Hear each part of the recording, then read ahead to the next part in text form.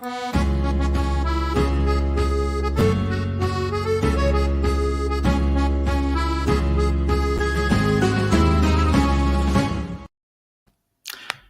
everybody, Mariner here and welcome to Net That Haul and Game Week 1.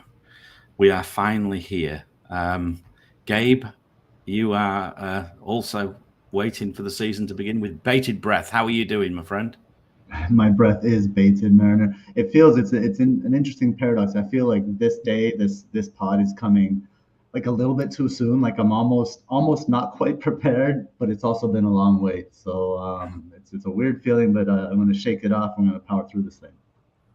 Yeah, it is, isn't it? It's I feel like I've been tinkering forever now, and probably can't wait for it to get going. I think that's the simplest way of putting it. Anyway, what we're going to do today, everybody, is we're going to have a look at essential players for Game Week 1. And you'll probably notice Nima's not here for a start, and that's because he's got a little bit of an emergency at home. So we hope everything's okay, mate. But that said, boys, let's try and crack on without. And obviously, Nima did this essential players slide. Thank you very much, my friend. And yeah, we're going to have a look at the matchup show, basically, but we're also going to have a look at some essential players within that. Gabe, you're going to finish off with your remaining few matchups as well. The big launch of NetxG version 2 and some predictions. We're also, as always, going to take your questions, so do get them in to the chat. Obviously, if you like what you're hearing, like what you're seeing, please do hit the like and subscribe on YouTube. Please do give us a good review if you're listening to us somewhere. And yeah, let's dive in, mate. But I think first things first, we need to say hello to a few haulers, right? Yeah, so who have we? Give them a quick shout out, and the Minileague code as well. Whilst we're at it, is 9Q5MBS. So do come and join us in the Minileague as well. All right, I'm going to be shouting out some haulers and some super haulers. They've been joining our ranks lately, and we are super appreciative. We put a lot of work into this stuff, and to have it be appreciated the way you guys do means a lot to us. And of course, all of these haulers are also in our Discord, which we will also give more information about. So we have Terse X, Stuart Fletcher, Kieran Turner, Mr. Twister 242, S. Scotters M, Kieran Turner again. Blonde FPL, FPL Teacher, Firetog, FPL Rubber Ducky, Oscar Arias, Donny FPL. Let's see, Mike Halpin was in the chat. Hey, Mike. Sean Burke, Jack Daglish, Nehal, Kevin Rose is FPL Saffir, William is FPL Pepsi, who's also in the chat. We got Podna, who's in the chat and is also a hauler. Craig P. Dread is a hauler as well. And then our super haulers, Sarah Gatsby, David Harrison, Daddy Bot, Greenback Golf, and FPL Robbie. Thank you so much. You guys are amazing, and you make us feel amazing. Yeah, we are so appreciative, and it really does help us plow things back into the show and improve things. Very quickly, who have we got in the chat? We've got Lynn. Hi, Lynn. Obviously, we mentioned Podner. Hindu Monkey's here. Not seen Hindu Monkey for a while in here. William is here, as always, a hauler. Who else have we got? It's a bit quiet. Andy's a bit tired. He says, Andy Martin, feeling tired to catch you up on the catch up. Yeah, I'm tired as well, mate. I've got to be honest. Mike's here, and Nima's just put a little message in. So anyway, we hope everything's okay, my friend. Yeah. So yeah, shall we dive in, Gabe, and start with, as always, the guy sat on the toilet looking rather philosophical. Get my words out for a morning, and yes. Philosophy of the week. Philosophy of the week at timestamp 6:14 a.m. Wednesday morning in Singapore, late evening in London, and mid-afternoon Tuesday in the States. Correct? Correct. That's correct. And hopefully the philosophy this week won't like ruin your day like the one last week. That says that all life is suffering. So we'll have a little bit more of a positive approach this week, I hope. And this one comes to us by obviously Chicago Bulls and LA Lakers coaching legend Phil Jackson, who became famous by bringing kind of Zen Buddhism to his coaching in the NBA. And he says, approach the game with no preset agendas. and you'll probably come away surprised at your overall efforts. And you know, for FPL, replace efforts with rank, I think. And when we are kind of, sometimes when we're too focused on that, what our rank is doing, it's going up, it's going down, it's going to do that all season long. Then we lose sight of kind of the decisions at hand because our focus is diverted. So when we divert our focus to kind of like the results, whether we get them or not, then we get kind of like overcome with emotions as well about those results, whether they be positive or negative, and that can cloud our thinking and our decision making for upcoming weeks. So keep your mind clear. Keep your mind clear. Approach the game with no preset agendas, and you'll probably come away surprised at your overall efforts. Is this for you? I hope so. I'm trying.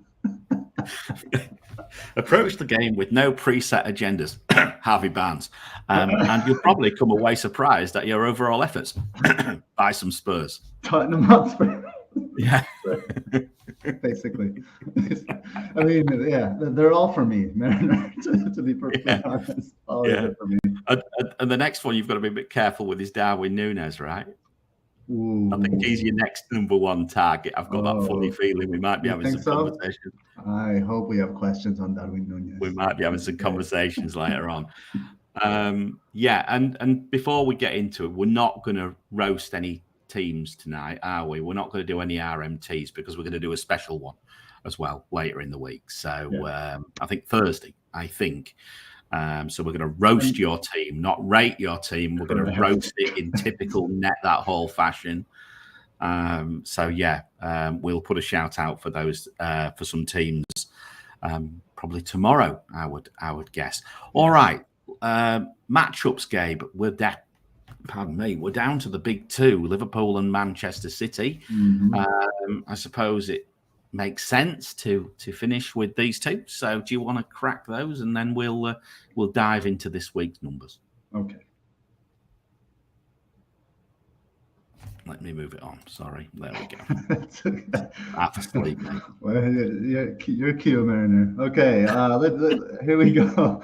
Two teams left. Obviously, second place and first place. We'll start with Liverpool. We'll start with the stats. The expected stats, and these are all the expected stats I use to build. All of these stats are like the 4 different metrics that I use to build NetxG. It's these 3 metrics and then plus a goalkeeper metric that I use. So these are my observations from building the metric. So from an expected stats point of view, Liverpool faced poor finishing. I thought was interesting. They had an expected goals conceded non-penalty of 37.88. Yet they only conceded 26 goals. So because they only faced an expected goals on target conceded of 27.4. So the XG conceded was 37.88. The post-shot XG, after the shot is taken, expected goals on target conceded is 27.4. So will they face the poor shooting again? How good their defensive assets are maybe determined by maybe the quality of shots they face.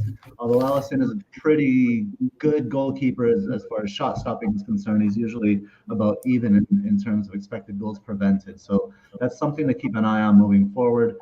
Liverpool will also with a plus 12.7 expected goals on target conceded delta. So this is goals conceded minus expected goals on target conceded. So it's an indicator of the quality of chances, means there's less reliance on finishing for Liverpool. From a creativity perspective, 25% of all chances that Liverpool created were big chances. That's really good. Good for second best in the league. What's really nice for Liverpool though, and Liverpool assets is to pair with that, they converted an impressive 55.3% of those big chances into goals.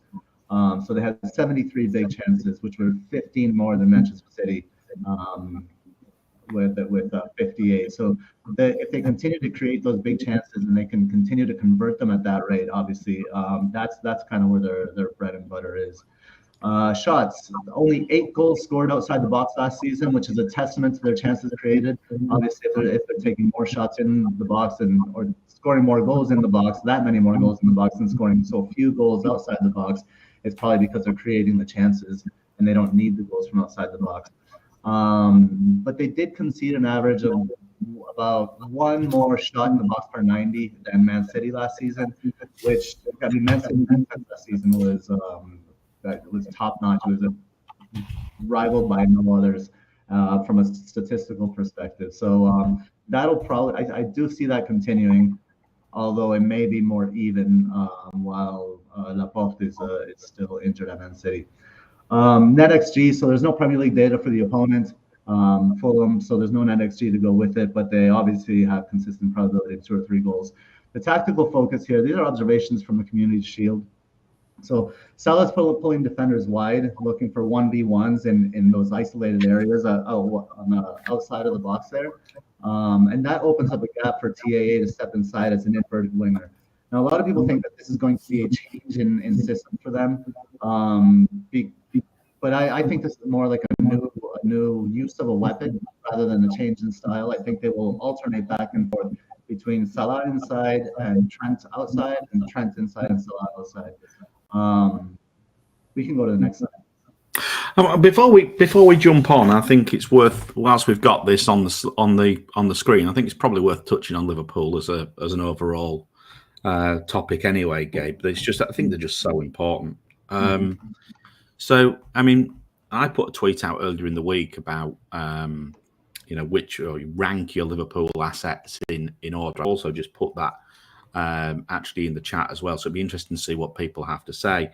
I mean, I think it's fairly clear that Salah is the #1 ranked asset, whether you go with him or not. If you've got some ideas of perhaps doing a rubber ducky and doing something a little bit different, that's also fine.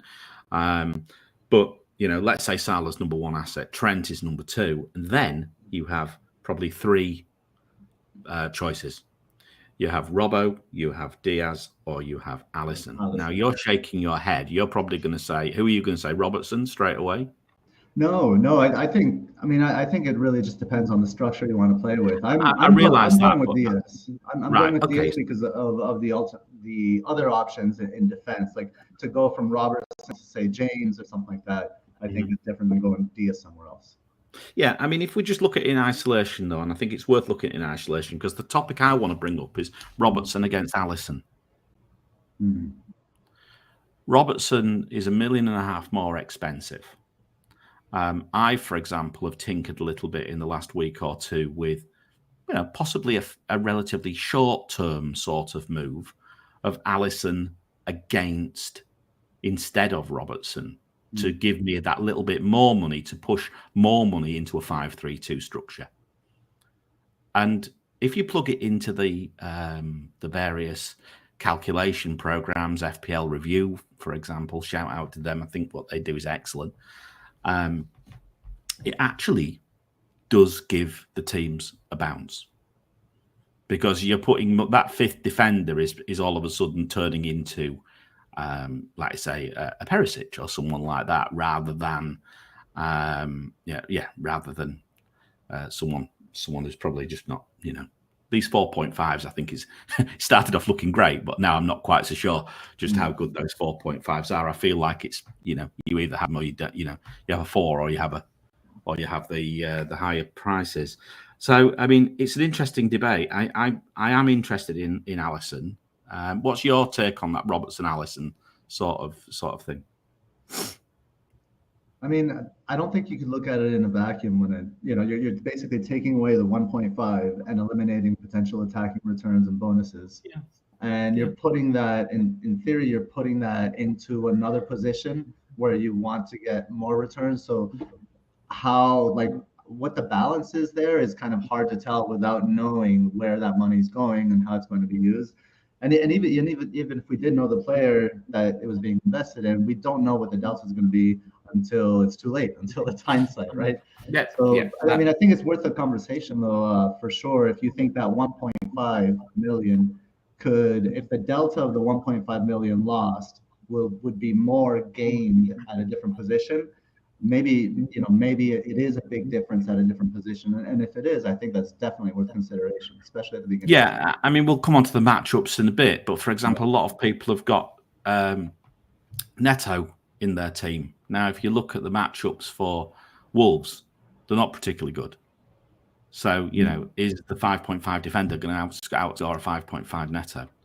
This is the sort of discussion, you know, this is the sort of discussion that you've got, really. Anyway, just a few comments about that. I just wanted to bring that point up, and I think it was worth touching on. FPL teacher, Salah and Trent tied first, Robertson third, hands down. Nunes, Jota, Diaz overtake Robbo when they confirm they get 90 minutes per game. Yeah, I think that's fair. Obviously, we're not entirely sure. Anthony, just keep money for outfield players and be flexible on the bandwagons. Well, I think, to be honest, Liverpool is one of those teams where we're fairly sure of. I think we're pretty sure of who are the good assets and who are not. I think the issue is, for me, is like you say, I think it comes down to team structure, really.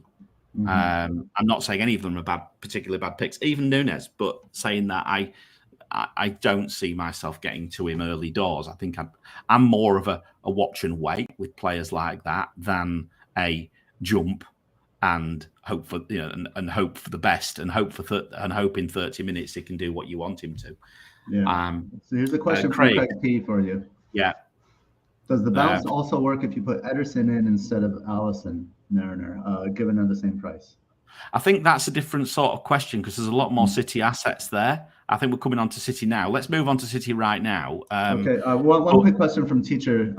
Just to let him know, he says, I understand that 50% is an average for the big chance finishing. Any data on who brings the average up and who is the most wasteful?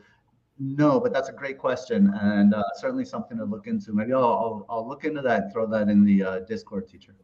Yeah, shout out to the Discord. But yeah, I mean, going back to this, we'll move on to City and just keep talking about the Ederson side of things. Now, obviously, the reason I'm a little bit put off Ederson is the fact that there's a lot more perhaps unknowns. I mean, we've obviously got Nunes as Liverpool as quite a bit of an unknown in some senses.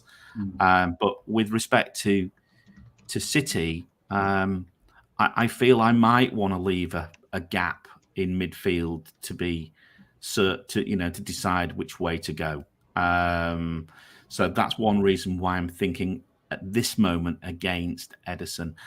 From memory, Alisson, I think he scored 174 points. Something like that, 170 something. I mean, Alisson's pretty much a 170 player. He's going to score within 15. That's 31.6 points per million. That is extremely good value. Yes. All right, Gabe, let's keep going. Let's move on to City. Okay, City. I mean, these two teams are obvious. They're obviously the two best teams in the league in every statistical category. It's City and Liverpool, and then everybody else. So I will fly through this a little bit, and just to get to the tactical focus, I don't want to talk about this more interesting. So from expected stats, they had dominant stats with results to match.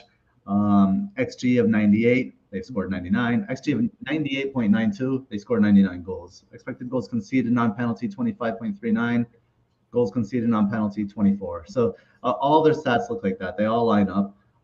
They will look to improve on their big chance conversion rate of 47% with Holland. Not the way he played in the Community Shield, but in time, there's no doubt that Holland will improve on that rate.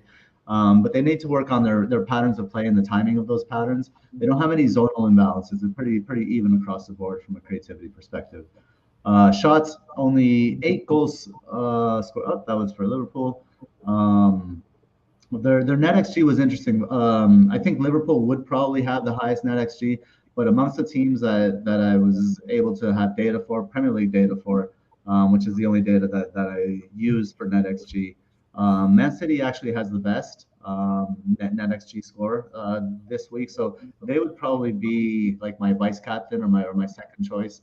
I know it would be a tough choice between Man City and Tottenham. I think I expect them to score similarly this week.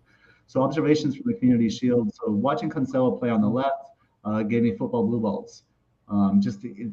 We know what he can do, and he just can't do it from the left. His potential is really limited from the left-hand side. And watching City's right-hand side compounded that experience because Walker was abject and Mahrez was absolutely awful in that game, really ponderous. He had no idea what to do. He seemed really sluggish. His thinking in the game was really slow, and he took too many touches. So I think Pep needs to get Cancelo on that right hand side in order to help with Manchester City's creativity. I think they need him on the right-hand side also to send early balls to Erling Haaland. You see, every time Erling Haaland has never played in a system, in an actual system. You see, every time City win the ball, he's off. He just takes off because he's used to playing on a team that they kick it to him and he goes. Sometimes, obviously, he would have Jadon Sancho to help link the play and other players as well. But that's where the timing was off. Whereas City want to make a couple passes and shift the defense a little bit before hitting it into space. Haaland's just taking off. So they do need Cancelo on the right-hand side. So Ake could play left back, and Stones could come in at center back with Diaz, and then that would move Cancelo to the right. Or Stones might come in at right back, and Cancelo would stay at left back, and that would not be great for FPL, in my opinion. Well, one last thing about City's pressure, it is still high, but it's actually done just behind that front line.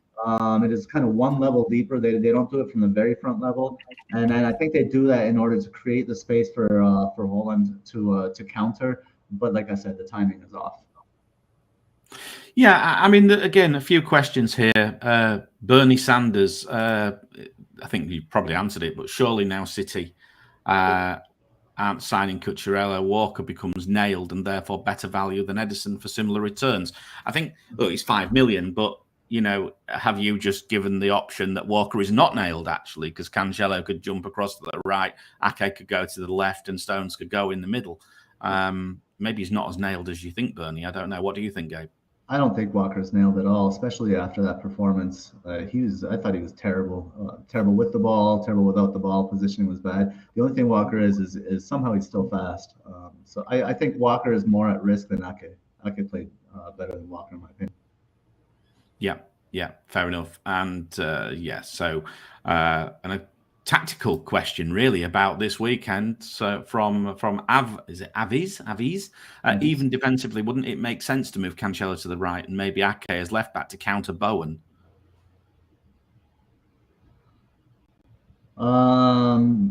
Interesting question. Yeah, it's an interesting question. I don't know if yes, Ake would be better to counter Bowen, but Ake is also not the solution to counter Bowen, and that's why he's really not.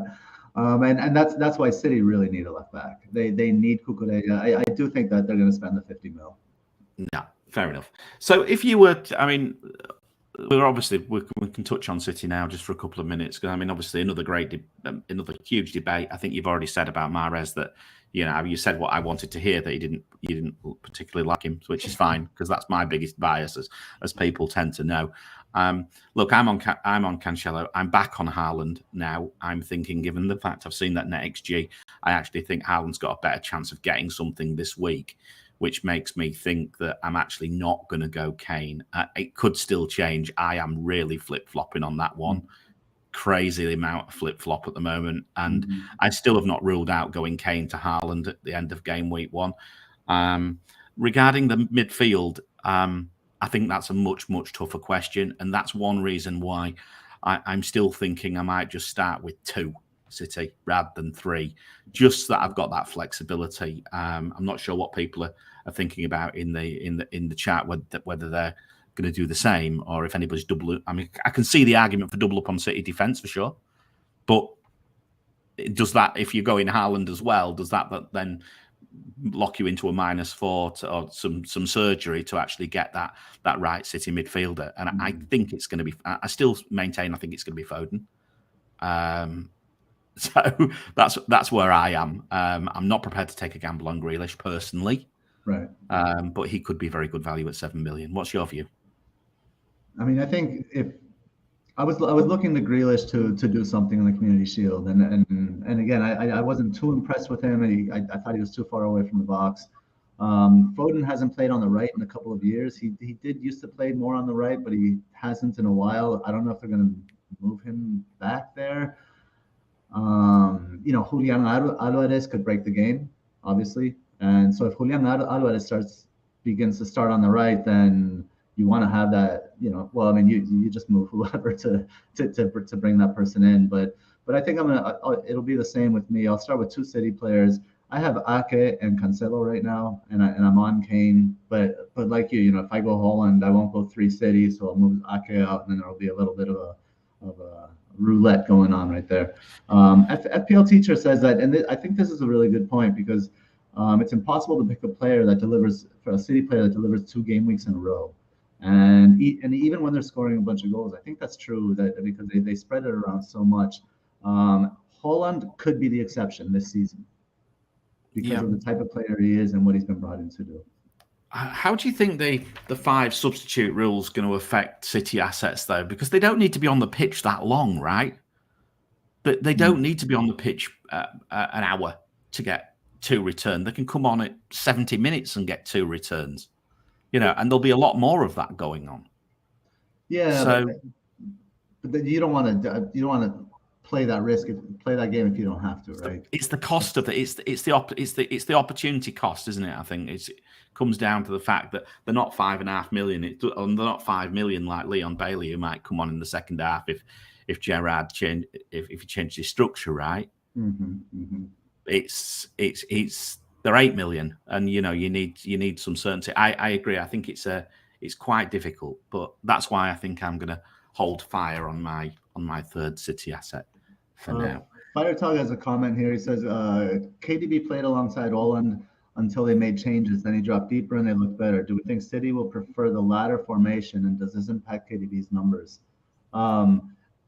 Yeah, I mean, the way I see this is I don't think KDB is meant to play alongside Holland.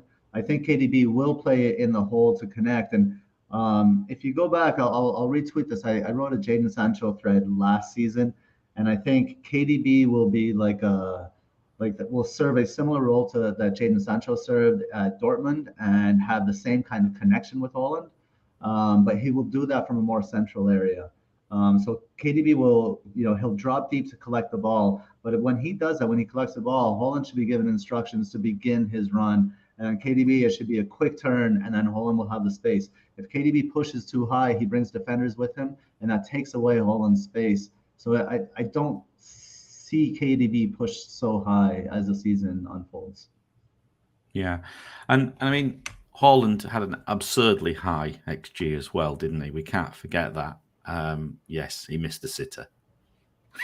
He missed a sitter. An absolute sitter. But yeah, I'm confident he will. I'm confident he will be a superb asset this year. I've no doubt about it. It's just a case of, whether I go now or next week. I think that's basically where I am.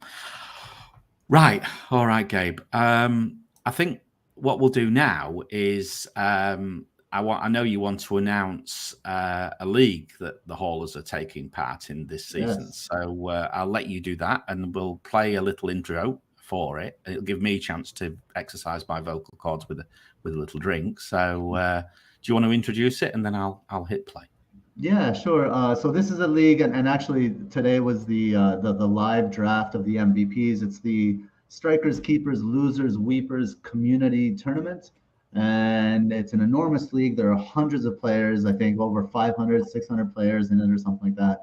FPL managers bring the community together. We have a team for Net That Hall. Our team name will be Netto That Hall, of course.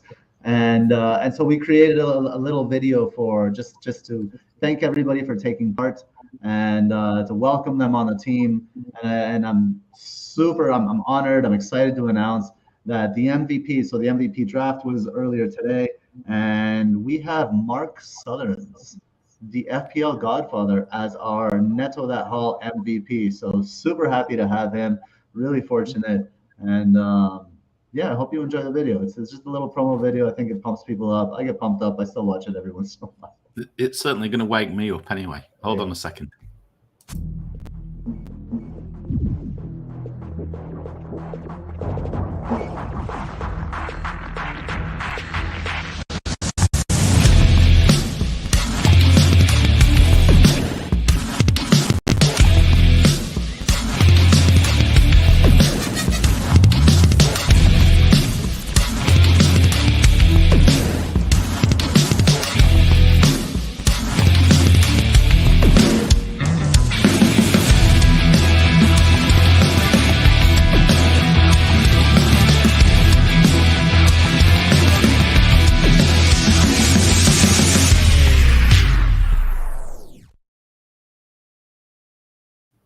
Well, Gabe's been at video editing.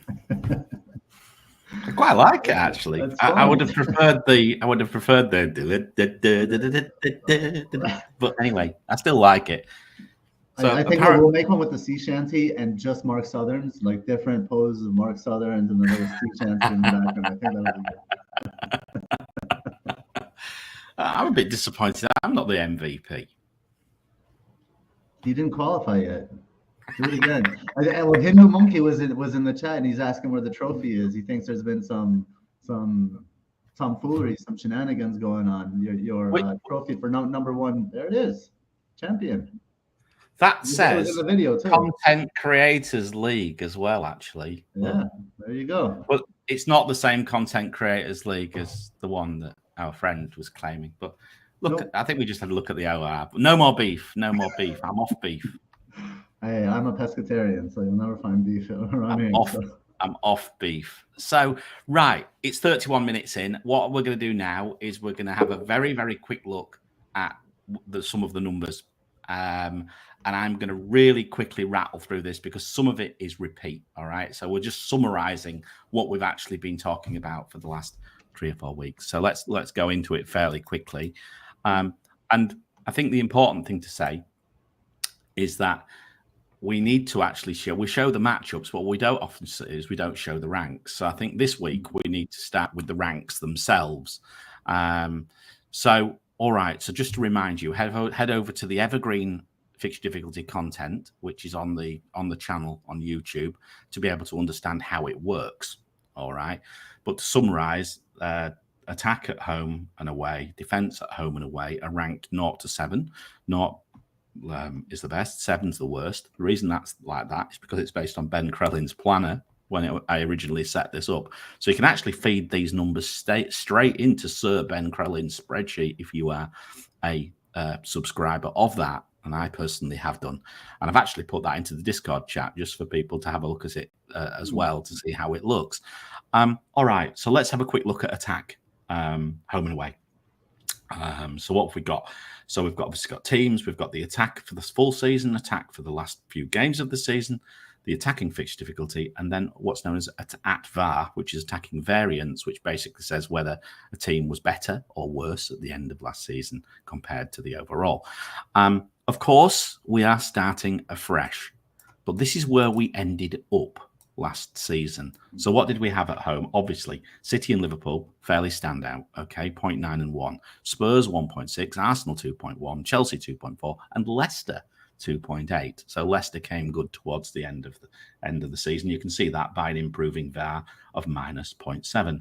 Liverpool, on the other hand, were not. They were actually slightly worse at the end of last season, misfiring Mo Salah, among other things, probably minds on other matters as well.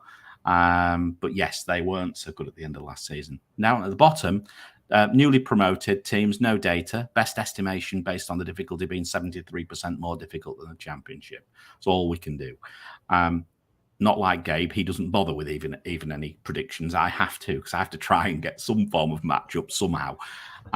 Then who else have we got who are pretty poor from last season? Wolves, Newcastle, and Southampton, all pretty poor.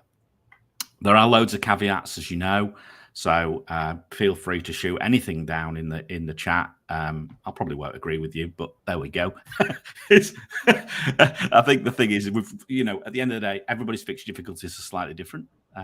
This is the one that we try to use. Away, attack-wise, City 1.2, Liverpool 1.8, Chelsea 2.1, Spurs 2.7, Brentford 3.5. Now no Eriksen. That's a great caveat. Interesting. Look where Arsenal were.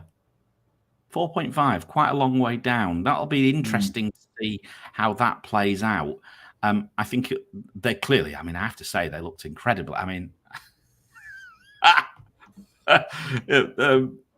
the bloody hell were they playing? It's gone out of my mind now. Who were Arsenal playing last week? Was it Sevilla? Sevilla. It was. Yep. They were awful.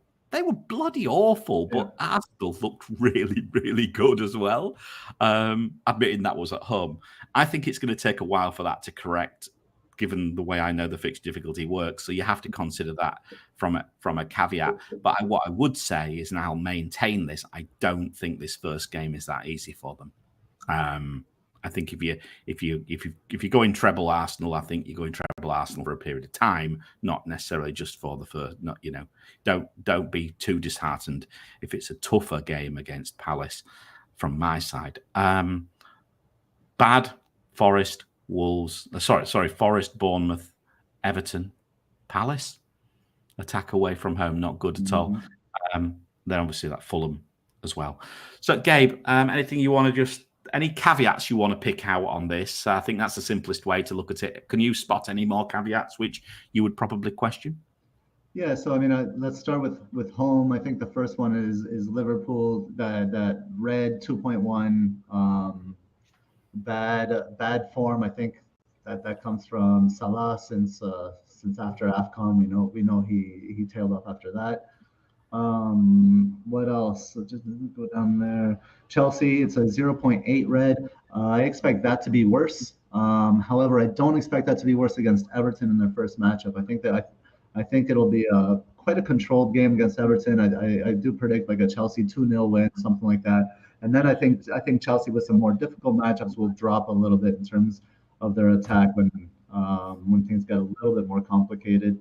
Southampton 1.4. I think we don't know Southampton. I think they were on the beach for a long part of the end of last season, and I don't expect much from them. But I also don't think that the end of last season is a reflection of what they're going to start with. Remember, they did beat Spurs in the first fixture of the opening fixture of last season. Yeah, I've got to be honest. They look. I'm afraid to say they look prime for a battle to me. They look poor across the board. There's tons of caveats. I think we can, what else would you pick out? I'm just, Aston Villa away from home improved towards the back end of last season. Another one, which is interesting to see. Be interesting to see how it develops. And this fixed difficulty will very quickly move away from the historic last season to the current data. But we've got to keep some historic information in there. All right. Defensively wise, now let's move on. Defense at home: Liverpool, Spurs, then Brentford 2.1, 2.1, 2.2, Palace 2.3 on a Friday night. There we go. Arsenal. That could show you how difficult it could be. City 2.4, Chelsea and Arsenal 2.7. Spurs fixed defensive strength improving noticeably. 1.1, okay, there. So, yeah, getting better. Promoted sides again at the bottom, but Wolves as well at home defensively had a real shocker at the end of last season. Now, I'd argue that they'll probably put themselves right, but I think that just shows that, again, I suppose if you're picking a Wolves asset, you probably, I don't know, I'm picking them for clean sheets, Gabe. I'm probably picking him for an attacking return, and there may not be many of those either. If you're a Johnny or an Eight Nori sort of person. I mean, even they lost Jimenez. I think Jimenez is going to be out for a little while as well. So Juan will probably be leading that line. I think that impacts Neto. I think that impacts all of their assets. Yeah, and they're switching. They're probably switching systems. I think to 4 at the back, if I'm not mistaken. I don't know. I think Wolves is a wait and see as well. I'm second guessing that Neto pick that is so popular these days. Yeah. I mean, we're still talking about Arsenal, and Mike's mentioned it in the chat. He's very confident about Palace away. He's saying there's no worries. FPL 7 minutes. Palace away won't be an easy game. It never is. I agree. I tend to agree with him. What I will say about Arsenal defensively is at home, they are improving quite nicely, 2.7. And away now, remember the old evil laughs from last season? Mm-hmm. They're actually improving as well. They've still got a little bit more to go. But yeah, I'm not sure that's as easy as it looks, Yeah, but I mean, and also we have to think what is Palace? Who are they without Gallagher?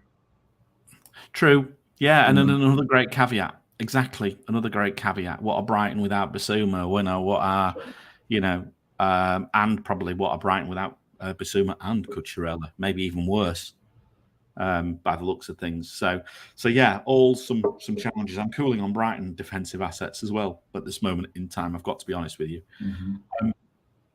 Away from home, we'll come to the chats in a second. Away from home, Manchester City defensively top 1.8, Chelsea 2.3, Palace 2.6, even Palace 2.6. They were quite tight last season, and improved a lot. Spurs 2.7, Liverpool 2.8, and then Wolves. Interesting enough, away from home played differently by the looks of things, weren't so expansive, and consequently didn't concede as many chances.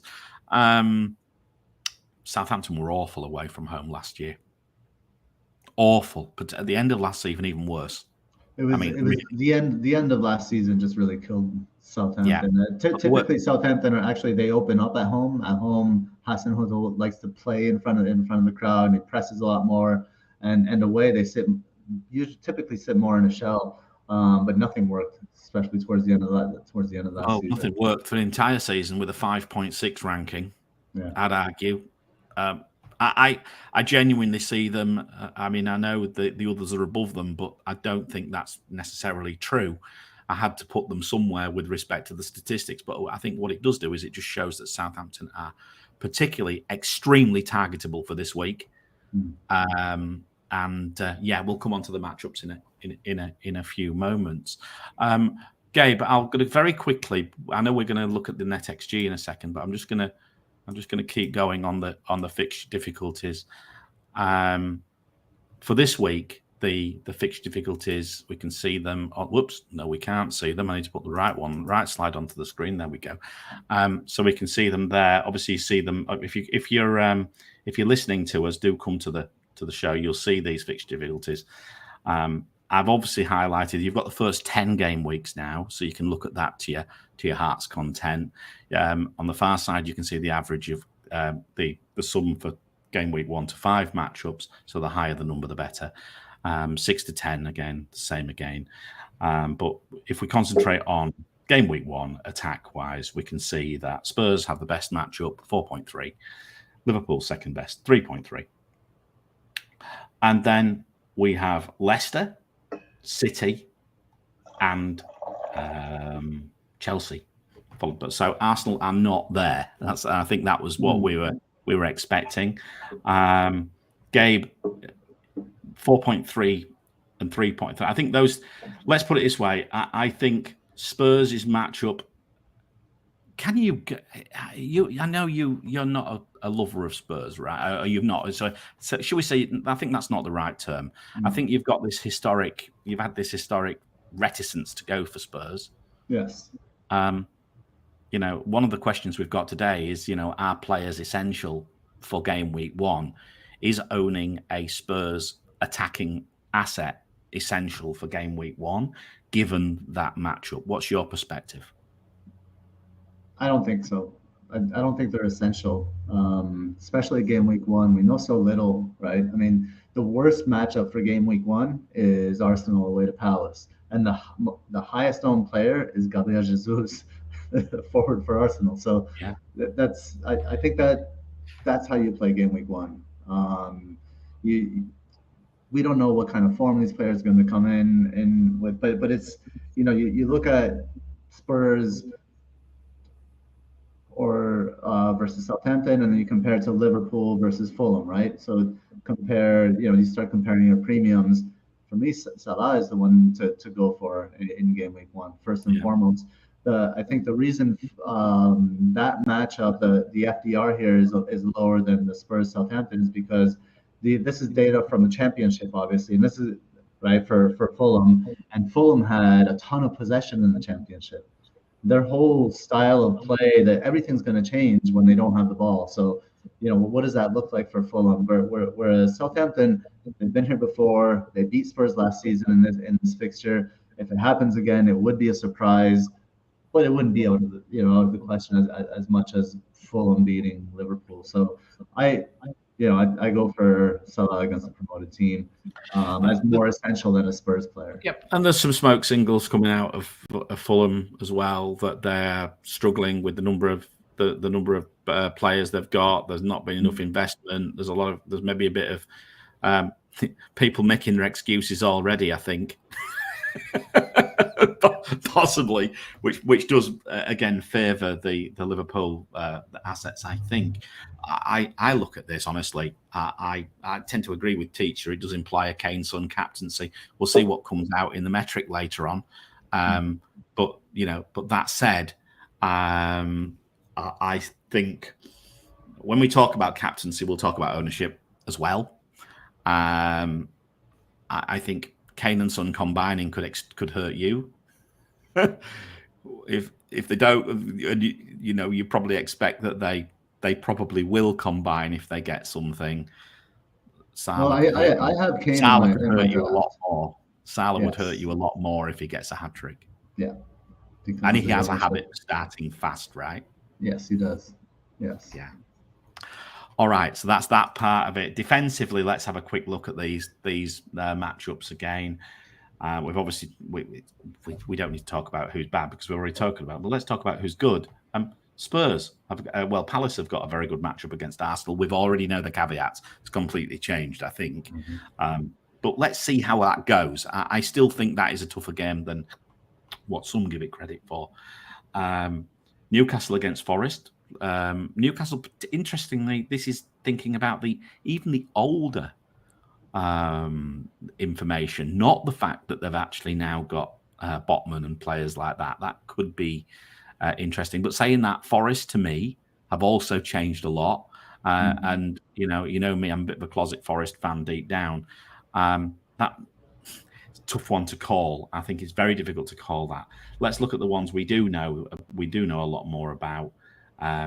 City against West Ham, not a brilliant matchup. That could be. I don't know what you come up with, Gabe. Whether you thought that West Ham might score. We'll have a look at NetxG in a minute.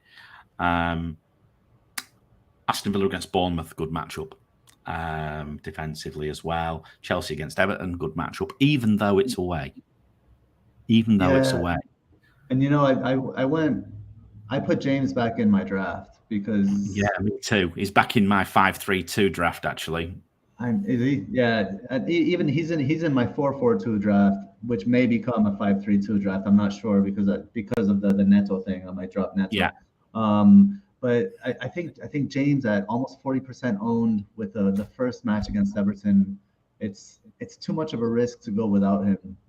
So that's why I put him in my draft. Right. And the other thing, I mean, if you look at Chelsea's long-term fixture difficulty when it comes to defence, I'll read it out: 1.6, then neutral.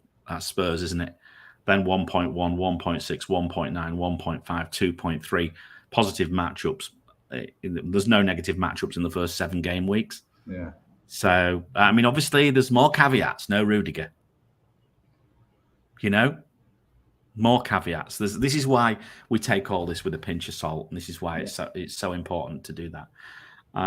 But yeah, that's that part of it. We'll keep going because this is all just really quickly for Spurs. Spurs defensively, obviously they have the second best matchup defensively of the game week according to this FDR. I don't expect Perisic to start. I was having a conversation with one of our teammates, Libero FPL, and he's saying he was out for 9 weeks with a pretty serious calf injury. He came back late to preseason because it took a little bit longer, and he's played about 110 minutes of preseason. You don't throw that kind of player right into the Premier League to start the first match.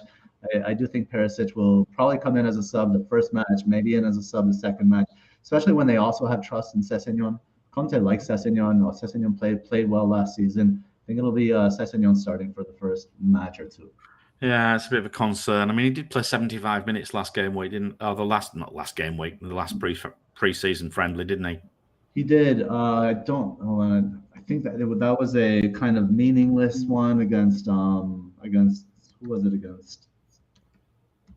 I can't remember, but I mean, 75 minutes. If he's playing 75 minutes, if there's doubt about him that he's going to break down, why play him 75 minutes?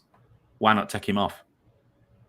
Yeah. I mean, I think that's fair. I didn't see that game myself. Was it that wasn't the Roma game, was it? Yeah, I think it was. I For me, I mean, you know, why would he play 75 minutes in the last preseason friendly and then not start? It's almost like, well, you know, let's just put a gun to your head and start clicking the button, clicking the trigger and see if you get the bullet. You know, I mean, for me, I think I disagree with you. I'm on Perisic, and I think I'm prepared to give it a go at this moment in time. I was. Look, if it had gone off at half-time, it would have been a definite no. If it had not started, it would have been a definite no. But playing 75 minutes, I'm half tempted to go with it. Yeah, I don't know. I didn't see the 75 minutes, so I don't know what kind of game it was or what he was playing. If you know, they lost, didn't they? They lost to Roma. I know they lost, but that's all I. Yeah, they lost 1-0. But if you know, goal scored in the 29th minute. But if Mourinho's playing Mourinho ball and he's playing anti-football, and there's really not much Perisic, you know, not much running he has to do or something like that, he could have been fine for that 75 minutes. But they probably none of the teams are full strength either because it is preseason. But then you're going into the Premier League and it's different.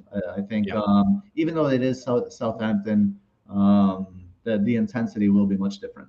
Okay. So it's a risk. It's just a risk. I'm not sure. Yeah, no, it's definitely a risk. And there's a few questions about risks and things like that going forward. We'll talk about some of the rotation risks when we get to some of the questions. So it's worth discussing it. Zonals. Right. So now we're very nearly onto your stuff. But before we get there, let's look at the zonals. Who's got the best zonals game week 1? Villa left. Interesting enough, that's the first one which jumps out of me. And actually, Villa left over the entire period. First 5 game, I think that's 5. Yeah, it's 5 game weeks. I cut the numbers 1 to 5 off the top of the slide when I was rushing, but it is 5 game weeks. I can see it is 20.2. That's actually, you know, what's it? The third, equal second best left-sided matchup is Villa.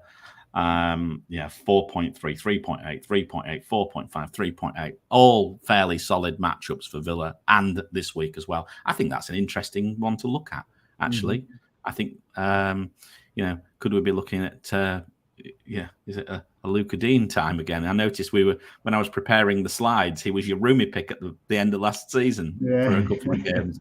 And I thought you'd left him in on the basis of this, but I think for that, that's something which just jumped into my mind for a split second. You know, is that of interest? Let's look at some of the other ones. Chelsea down the middle. Can I comment on that one really quickly? Because yeah, sure. I was just going to run through them and then I'll open it up. But yeah, by all means. Yeah, just a quick comment on Villa, and then we can go through it. Villa. I think this is not so much. This is more how Villa play and less how Bournemouth play. Villa create everything from their left-hand side. They have all their players are left-sided players. Coutinho's typically a left-sided player. Watkins left-sided player. Ramsey's a left-sided player. Who else? Dean is obviously a left-sided player. And then they possess and create from the left to open up space on the right to hit with quick switches when they switch the point of attack quickly, or they hit on a counterattack from that right-hand side with Leon Bailey and Matty Cash. So I think this is a function of the way Villa play and not necessarily a weakness in the Bournemouth defense. Yeah, I mean, of course, we've not got the Bournemouth data anyway, so that's where it becomes we're just using average data for them. We can't do anything else really at this moment in time. Obviously, all this will start to come clear as we get forward. Moving forward, Chelsea in the middle against Everton, 4.8. That's a very juicy matchup. Very juicy indeed. Liverpool, obviously against Liverpool, always will have good matchups, but at this moment in time, chances down the middle is where they were. That swung. It used to be chances on the right, didn't it, where Salah was? Now, the last few weeks, it came for chances down the middle. And, of course, Nunes is sat there now, possibly, or Firmino, depending on who starts, or probably both will get some minutes. So it's actually quite, for me, you know, again, difficult to say whether Liverpool's matchups are good for that first game. But I think over the course of the first 5 weeks, Liverpool's matchups down the middle are particularly good. And of course, I expect Salah to improve. Manchester City on the left and right, slightly less down the middle. But I'm sure Haaland will change all that. Spurs, left and centre. Interesting enough, that looks okay. Well, I think we'll come to NetxG. I think you might tell a slightly different story. But from that side of things, Spurs left, Spurs centre looks better than Spurs right. Interestingly enough, Gabe. Again, 4.3, 4.3. And Wolves centre and right better against Leeds. On the basis of this, which players are you... I mean, obviously, we've got the obvious ones. Son and Kane are sat there looking at us quite obviously. Where else are you with players? Is there anything which has turned your head on the zonals this week? And also in the chat, guys, anything turned your head on the zonals this week when you're looking at those? I mean, the Manchester City left. I think Cancelo. If you are punting on Grealish, maybe week 1 is a good time to do that. I mean, obviously Manchester City's matchups will always be good. They'll always be positive. But 5.2 is definitely a standout. 4.9 next week is a standout with 5.2 on the right, so they're quite similar. So maybe a player like I think a punt on Grealish makes a lot of sense. And then I'm asking myself, look at that 4.8 for Chelsea. I haven't seen anybody talk about Havertz. No, nobody's spoken about Havertz, have they? I mean, is that, I don't know, is that Mason Mount pushing into that central zone? I mean, 4.8, 4.0, 5.1, 4.5. It's one of the best zonal matchups of any zones for any team in the next 5 game weeks. Yeah. And will Sterling be coming in off of the left into that area as well? Chelsea, I think we're going to learn a lot about Chelsea against Everton. I don't think we've learned much in preseason because of how bad they've been. It's almost why I don't want to spend too much time on these, because I think we are making a few. There's a ton of caveats. Obviously, we'll know a lot more next week, more next week, and then the following week. You know what I keep saying about knowing more by percentages. I stand by that. In 6 weeks' time, we'll have a far better feeling for what's happened, for where teams are strong and where teams are weak. At the moment, it's a little bit of sticking your finger in, licking it and see which way the wind direction's coming from. Gabe, I want to go to the NetxG, because we spent my head hurt this weekend, I have to say, when we were putting it all together.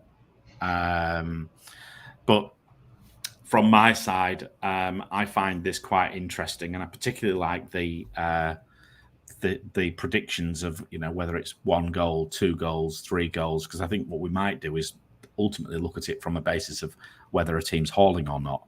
So let's put this onto the screen and go for the NetxG matchups. So do you want to just very quickly explain the NetxG matchups and also just obviously describe what you're seeing on the screen and for the people who are listening? Yeah, you bet.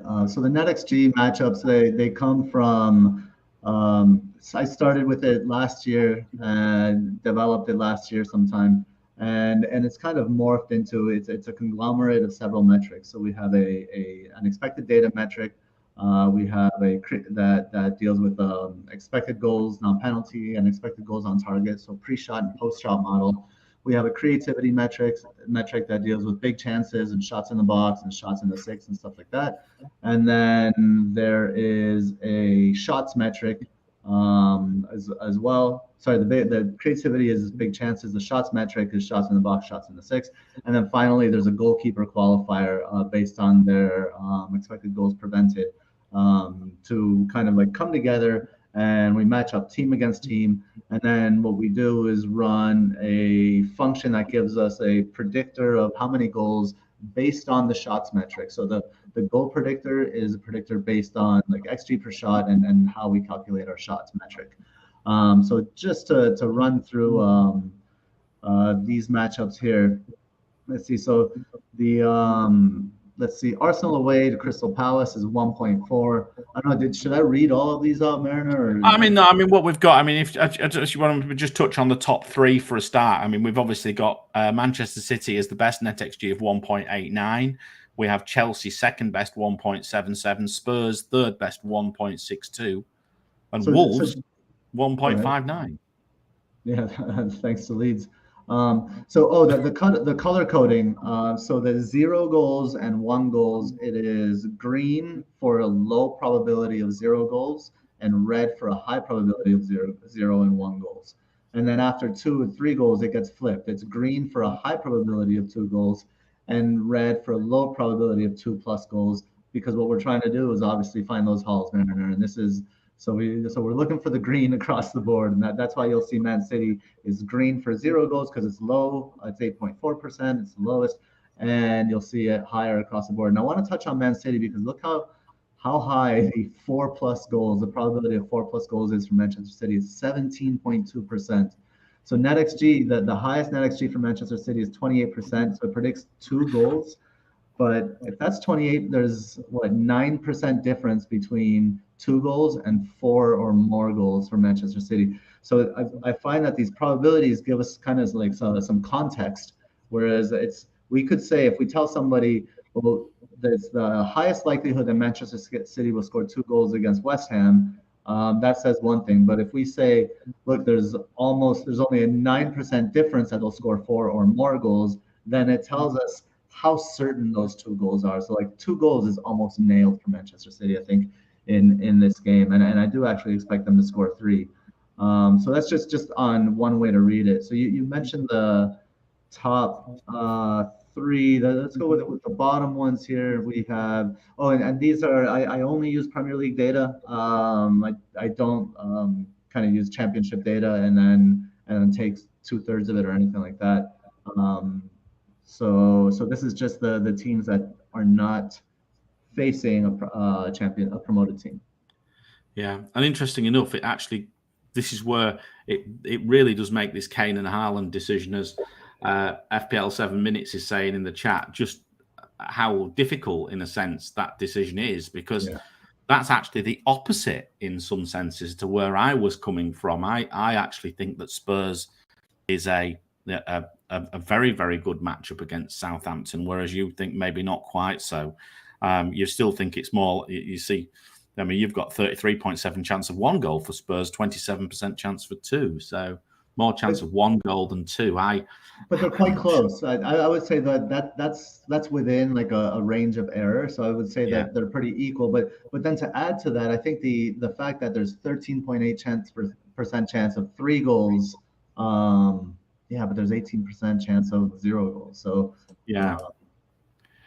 I mean, excuse for this. This is a little bit blurred on the screen, so please, we'll sort that out for next week. But I mean, there's the rest of the fixtures as well. I mean, we'll just run through the predictions, Gabe. Leave these on the screen for everybody. So you've gone Everton 2, Chelsea 1. Well, so here's where it gets tricky. Like I wouldn't go with just the most likely scenarios based on NetxG, because all of this needs context. Remember that those percentages are only based on shots, and there's so much more to a game than shots. So I don't use it religiously or dogmatically. And I do apologize that these images are blurry. I don't know why they got blurry. The previous ones didn't. I didn't have time to change them. So I'll just run through them quickly. Everton, Chelsea, 2-1 most likely result according to NetxG. Similar chance of 0 goals for Everton, but 1 goal would not surprise given Chelsea's form. Everton home is influencing the stats here, and these stats are Everton stats with Richarlison and with Dominic Calvert-Lewin. They're not going to have either one of them, so I don't see them scoring. I think Chelsea wins 2-0. Yeah.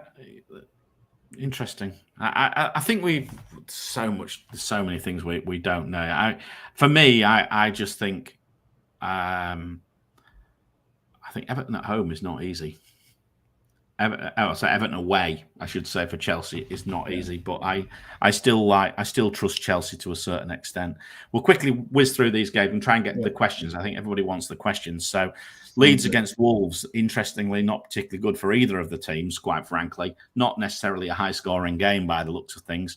You've gone for 1-1. One thing I noticed about Wolves, and I think it was Chase on Twitter put some predicted goals and clean sheets out based on 538, which I was looking at last week with respect to the leagues. Obviously, what he's done is he's broke it out and looked at the individual teams and on the basis of those rankings. And in fact, and Wolves are poor, to say the least. And Jimenez just went down with an injury. So like we said, Juan will be leading that line. It's NetxG says 1-1 is the most likely result. I think Leeds wins 1-0. Yeah, I have to say there's a lot of people on Neto, right? And I'm not saying he's a bad pick at 5.5, but I'll tell you what I'm thinking, and it's something I looked at. He actually, someone like Neto, if you've got the cash and you've got the ability, and one way I could maybe do it would be if I had Allison in goal. Actually, was one way I could perhaps do it. Could get to do KDH as a little bit of a rotation with Neto. So, you know, they're playing Brentford at home game week 1, whereas that, you know, game week 3, I think Wolves play Spurs. Leeds, Leicester have a much better fixture. That's another little. It's a little option, is what I thought about. But yeah, I'm not too hot on Wolves. I've got to be honest. I have to say, I think Aronson is a good replacement for Neto. Yeah, just to me so again. I know. I don't know enough about him to be able to comment really. So he's looked so good in preseason. Watch the 3 assists that he got against Cagliari. All of them with a different technique. Yeah, they require different skills. He's super intelligent. He has the arsenal to really make a difference. I think he will be talismanic for this team. Interesting. I'll have a look at that because I did see one goal. I think I saw the one where he assisted Bamford. Made the ball with the outside of his foot. Which is ridiculous. That was amazing. Yeah, it was a great ball, wasn't it? I did see that one. Yeah. Obviously, Arsenal Palace, you've gone for 1-1. Well, with respect to NetxG, but you think actually a comfortable Arsenal win when you put your head on. Yes, when you add context. Yeah. Fair enough. Leicester Brentford, you've gone 1-1. I actually think I tend to think that there's more likelihood. I think Leicester could score a few more here. That's my perspective. Okay. Brentford have obviously got Ben Mee in now, but yeah, I don't know. I think Leicester's form at the end of last season was such that I think Leicester could easily win. And you know what? And a player who was flying miles under the radar right now is Jamie Vardy. I think the Maddison questions about whether he moves is a big doubt as well. But I do think Leicester are probably better than what that gives, what that offers, personally. Tottenham, Southampton, we've spoke about it, but I mean, you don't think the NetxG doesn't like it, but yeah, then we think about it and then look at that, and you've gone for 3-0. Yeah, and I'm going for 3-0 for Tottenham, Southampton, and 3-0 for Man City, West Ham. So I'm treating those matches as pretty equal, and I'm overcoming my bias, man. You should be proud of me. No, I am. I'm proud of you. The last one is Manchester United, Brighton. I mentioned about Brighton earlier in the pod, and I said that I'm a little bit concerned about them, particularly Cucurella going now, and obviously Bissouma. I wasn't so concerned at the start of pre-season, but I am getting that way now. Players like that will definitely affect it. Now, Potter is a great manager. Probably the next England manager. And from that perspective, you know, no doubt they must have thought about this, but it cannot not affect them. I think Manchester United, without Ronaldo, I think could give Brighton a particularly difficult day. That's my feeling. I don't know where you are with it. With Ronaldo, less so. Yes. Well, it might be that he does score a couple of goals against them if he played, but you know, I think over the season, perhaps Ronaldo, they look far better without him. Far better. I agree. I don't think Ronaldo fits Ten Hag's style and what he wants to do. So United are a super interesting team in transition, and what I've seen, that some of the passing patterns that I've seen in preseason have been really impressive. I'm surprised how these players have really taken to the system. So I want to see it actually in league play before I bring any other players in. I wouldn't start. I don't think Rashford is a great pick. I've said it for a long time. As soon as they got Malacia, I know he's only 6.5. I think there are better picks that are cheaper than him. When they got Malacia, I don't think he combines well with Malacia. Tactically speaking, on both of them on that left-hand side, I think is a problem. And I think they'll find more fantasy goodness from the right side of Santos. Okay, interesting. Because I have to say, I just look at the numbers and I see 6.5 against 7.5. You know me. Yeah. And I look and think Rashford's a better option because of that, just that pure price difference. And I back Rashford potentially to get back to the quality, to the standards and levels that he was previously. So yeah. Also, he's got outside chance of going to the World Cup if he gets some form in there. So there's a lot going for him. If he indeed gets that form and gets going, then Rashford could be very, very good value. There is a lot to motivate him. You're right about that. Yeah. All right, let's move on. So now we've got what the bloody hell are we going now? We're going to a Don Juan pick of the week. What the bloody hell? Who the hell is Don Juan? So hold on, before you put it up, well, there it is anyway.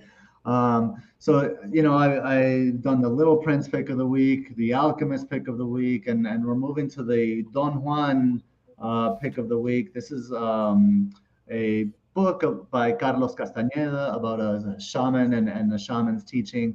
And this pick, for people that aren't familiar with it, with the idea behind it, it's not a differential. It's not anything like that. This is just a pick of the heart. It's just a pick of like somebody that you've seen that you feel is kind of in a good situation personally and emotionally to impress.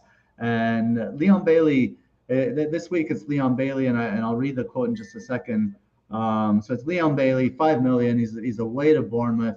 And the quote from the book, Don Juan, is, "Does this path have a heart? If it does, the path is good. If it doesn't, it is of no use." So, like I said, it's very much it's a good way to introduce the heart pick, I guess is a way to describe it. And Leon Bailey playing on the right-hand side in that 4-3-3. He's got 3 goals in preseason. I think he has an assist as well. When they switched to the 4-4-2, it has not worked for Villa. The 4-3-3 has worked really, really well. And Bailey is a player that he always gets hurt. He has bad hamstrings. He has really tight hamstrings, and he's always had a ton of potential and is really highly regarded, but has never had the consistency of starts to really show what he can do. But I think he's starting to show it now, and I think he has a chip on his shoulder. He's always been a little bit of a feisty player. And he has a chip on his shoulder, and I think he's just going to come in with a bang. And I have Bailey over Neto right now in my draft. I like Bailey. I think he's a great pick. I'm just a little bit concerned about the structure that he seems to. I mean, Tyler here in the chat saying he'll be playing up front as well. I mean, he'll be playing on the right of a 3 from my knowledge. Yeah. And if they set up with 2 up top, then he'll probably be on the bench. If they set up with 2 up top, then I will be feeling the same way about Villa and Gerrard as I do about maybe Lampard or Spurs or something like that. Let's hope he sees sense. I mean, he's looked excellent in pre-season, and they've looked very good in the 3 as well, haven't they? So yeah, and away at Bournemouth is quite juicy. Could Bailey get a return in the first game against Bournemouth? Absolutely. Have I got him in my starting team at the moment? No, I've got Neto in front of him. Am I possibly going to change that? Yes, possibly. Could I save myself $500,000 by doing that? Absolutely. Channel that somewhere else, right? Yes, there's a distinct possibility I may do that yet, but we'll see. All right. So Tyler's saying they'll play a 4-3-1-2, which Gerard's favourite formation. I mean, I listen to Planet FPL and the correspondent there, and I have to say, if you've not got that, have you been listening to those, Gabe? Yes. Those correspondents. I have to say, some of the stuff I've learned from there is first class, and my understanding is, if he plays that 2 up front, then that probably puts Bailey into some difficulty because Bailey's going to be on the right. Yeah, but based on the results from preseason and the form of the team, I mean, there's no reason to play that 4-3-1-2. I mean, it might be Jared's favorite formation, but like I said, if you go with your favorite toy instead of the most effective toy for what the job at hand, then you are on the level of Frank Lampard. Yeah, no, absolutely, absolutely. All right, it's time for the captaincy. Ooh. So yeah, let's have a look. Well, first things first, what we need to do is we need to look at how the metric is going to work this year. And it's changed because what we're doing now is we're going to rank players rather than actually looking at numbers themselves. So we're just going to we're matching them up again. That's what we do, right? We do match. What's the name of this show, Mariner? It's a matchup show. So what we're going to do is we're going to do some matches up again. So what we're going to base our captaincy metric on, we're going to base it on our fixture difficulty. We're going to base it on number of hauls and number of returns. At this moment, it's still set over 12. Now, that may change as 12 game weeks. Now, that may change, last 12 games. That might change once we get about 6 or 7 weeks into this season. I'll probably change that to more recent data, but we haven't got it at the moment. We'll also look at the returns as well, but we've waited. Hauls is what we are. We're net that haul, right? So hauls are important. Returns are equally important. That's the first thing you want with the captaincy. We'll look at our matchups against the opponent. So we'll look at things like the zonal matchups as well. And in time, we will build NetxG version 2 into it also. What I'm interested to do, Gabe, actually, is to see if we can get the percentage, the predictions of 2 goals or more, call that a haul, and then look at the expected goal involvement or something like that, and then try and calculate something on the back of that by player. Might be quite interesting. And also what we'll also look at is that in time, and again, I don't want to do it now, and I've left it out purposefully for now. Once we get 6 or 7 game weeks in, what we'll start to do is look at the performance of the players against the matchups which had been. So we will say, so if Salah, for example, does really, really well, but is playing really easy teams, it will be less. But if Salah gets a hat-trick against Manchester City, it will favour him. In other words, so we're really thinking about this year, and it's something that we've done quite a lot. So yeah, so I'll put the matchup, the captaincy metric up, and we'll see. 82% success rate last season, yes? About 82. I think it was 81 or 82. I took it off because I couldn't quite remember what the calculation was, but it was certainly above 80%. It was certainly 80%. So let's be confident that it was at that level. But yes, it's consistently scored well, and it's using the same. And just because it's changed slightly, it's using the same principle. We're just showing it in a different manner. All right. So let's have a quick look. See who it is.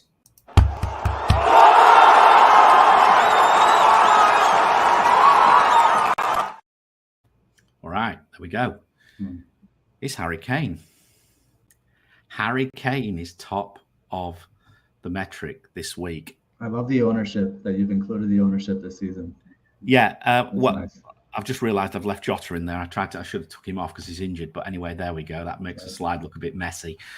What I've also done is I've took. I haven't shown it yet because I'm still tinkering with it. But I've also took the captaincy poll from Hub. And I've looked and tried to predict EO.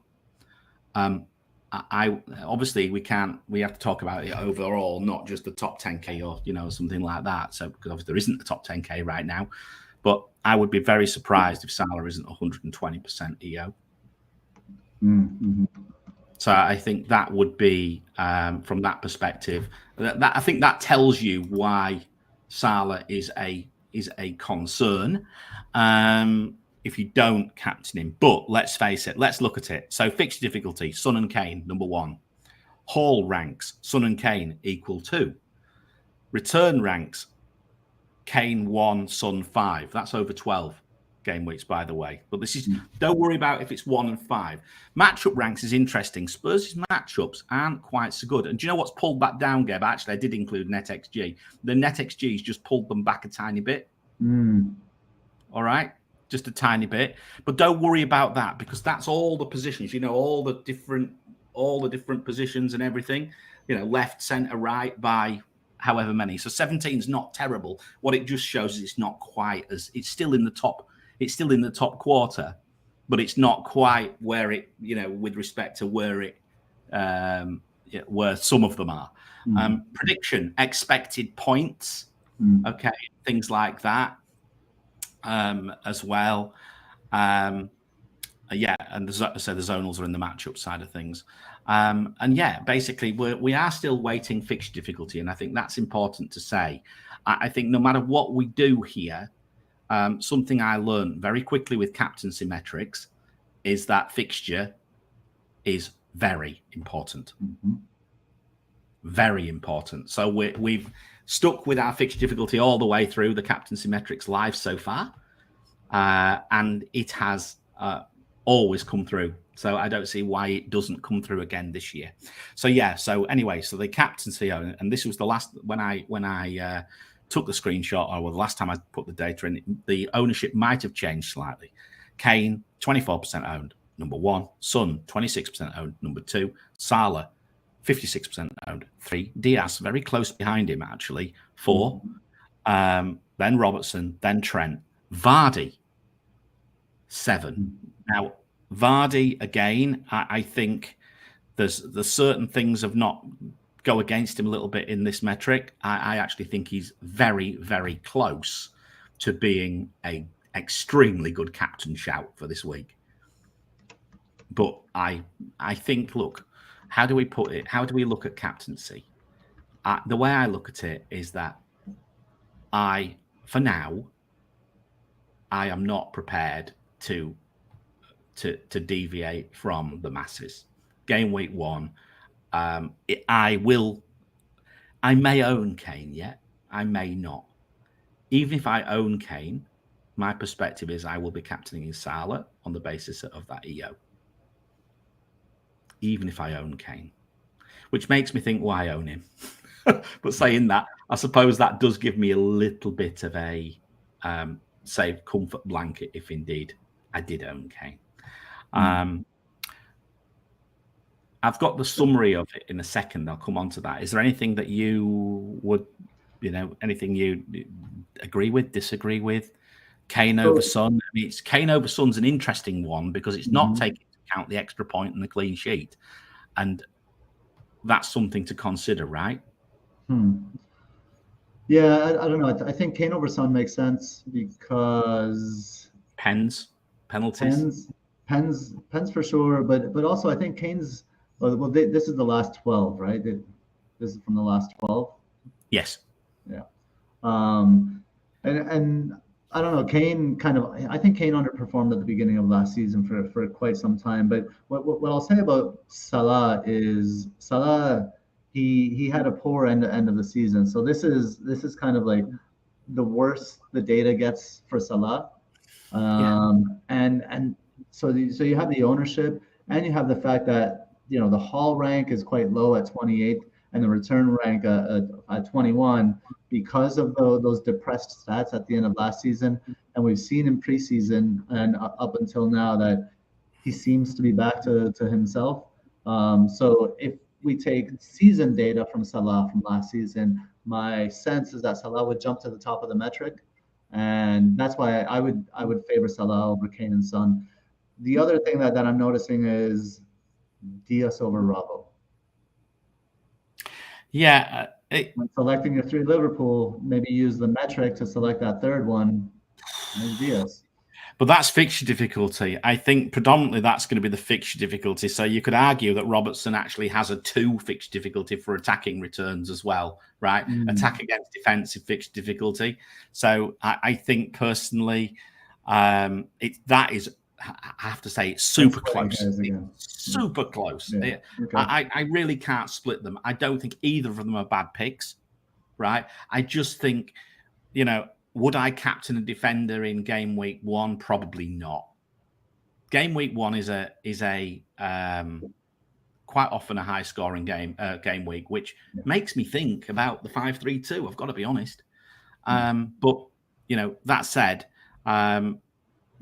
Robertson is still the differential pick if you're looking at under 10% or ultra differential.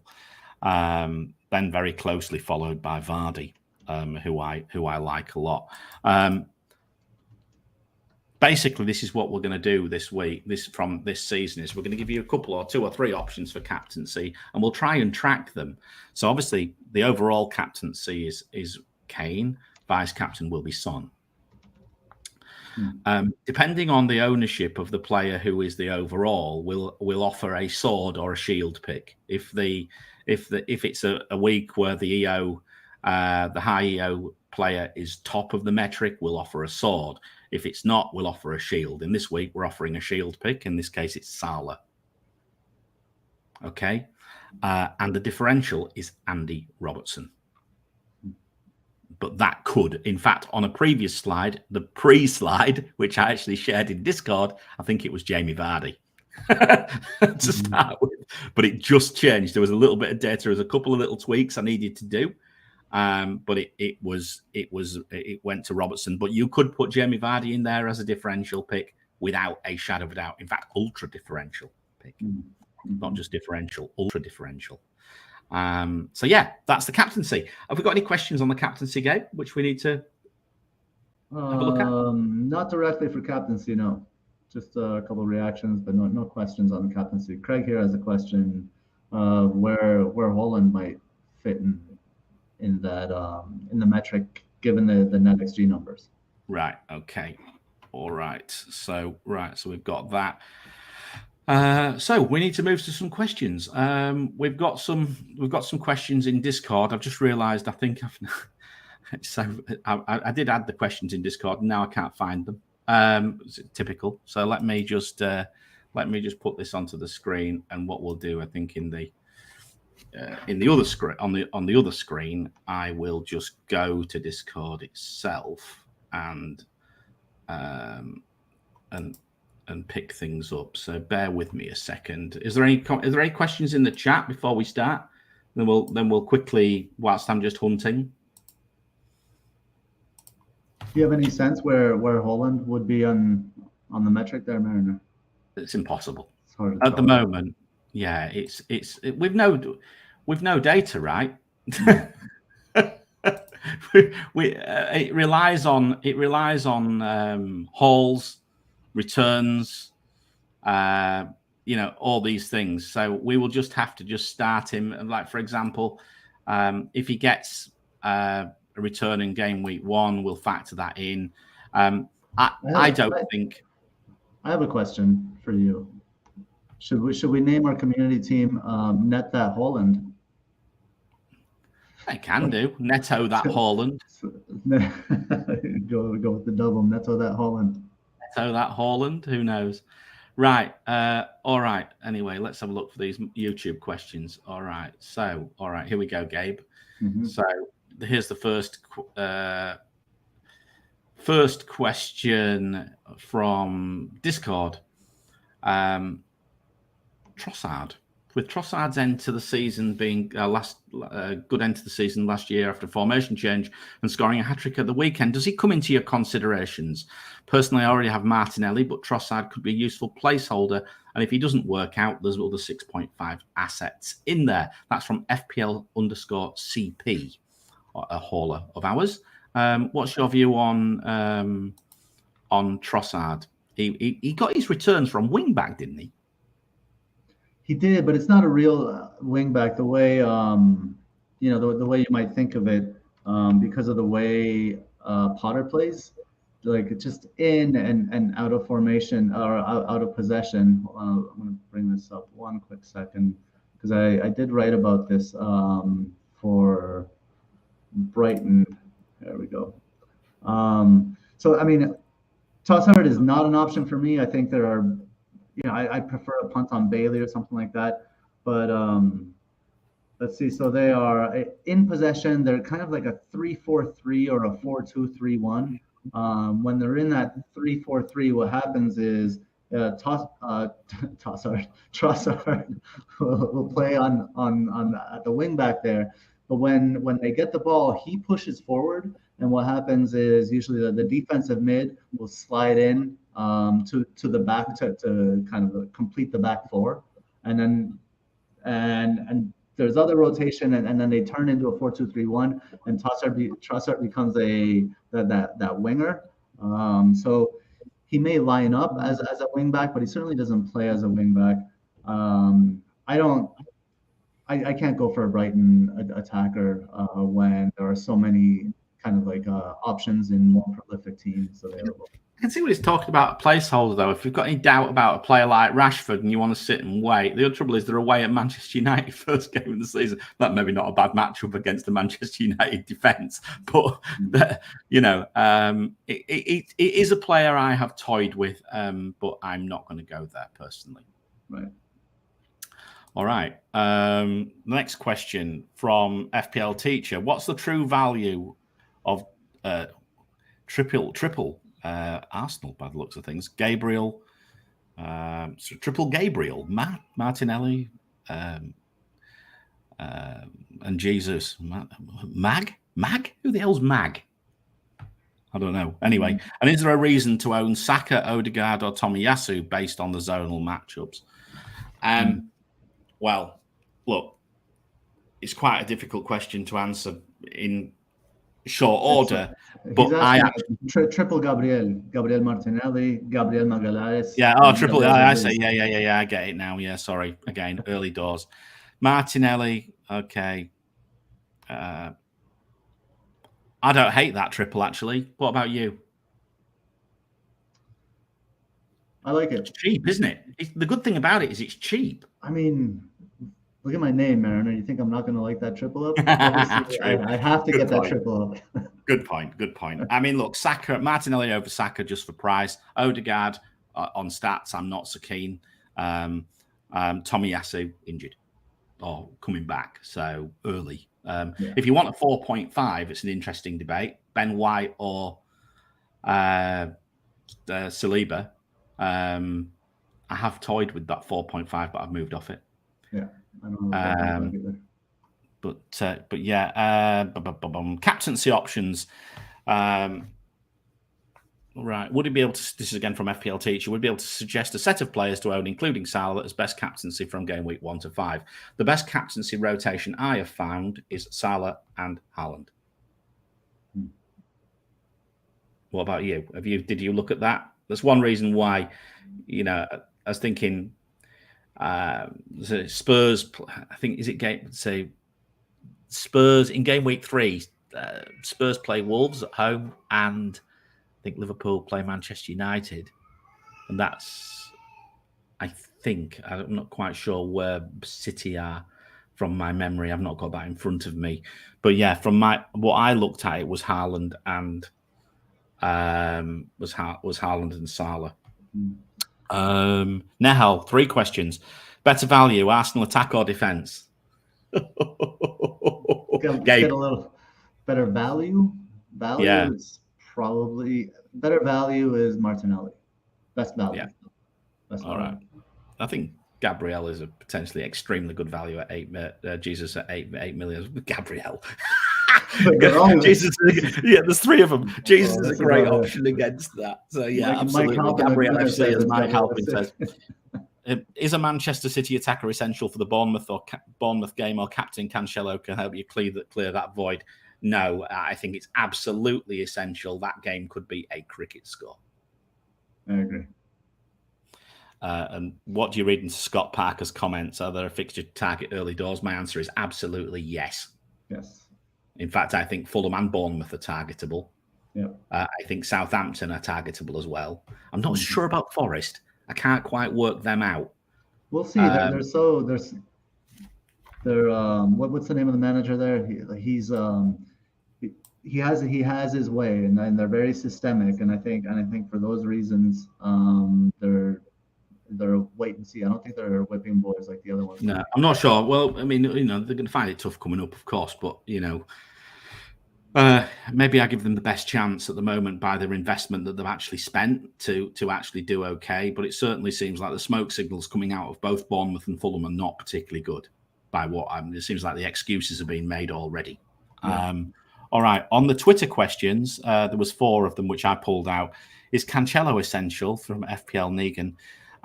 and priority for a third Liverpool spot if that's your thing, Robbo, Nunes or Diaz. There we go. This is an interesting discussion, Gabe. Is Cancelo essential? Probably is not. It's difficult to say the word. I hate that word. But am I starting with him? Yes, I am. Let's just say he's very easy to own. We'll call him. Yes, he is. Yeah, and if it's your thing, Robbo, Nunes, or Diaz for Liverpool, you would go Diaz, right? I think everybody should go Nunes. You think everybody should go Nunes? Yeah, get that 9 million forward that's going to be sharing time coming into a new team when there's a starter already entrenched. Go get him.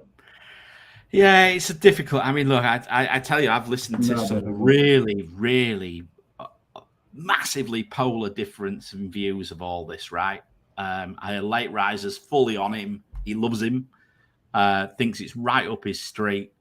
I'm a bit more Zoff than late riser. I'm more of a cautious person, and I listened to him, and he was saying things like me, you know, oh well, you know, I think no doubt he'll be a great asset, and I think that's where I probably am as well. But and there's a but.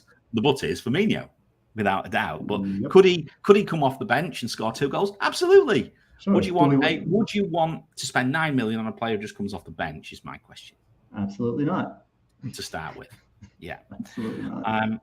Probably Robbo. If I was going to head with those 3, it would be Robbo for me. It's Diaz for me, but I think it's splitting hairs. It could be either one, but it's Diaz for me.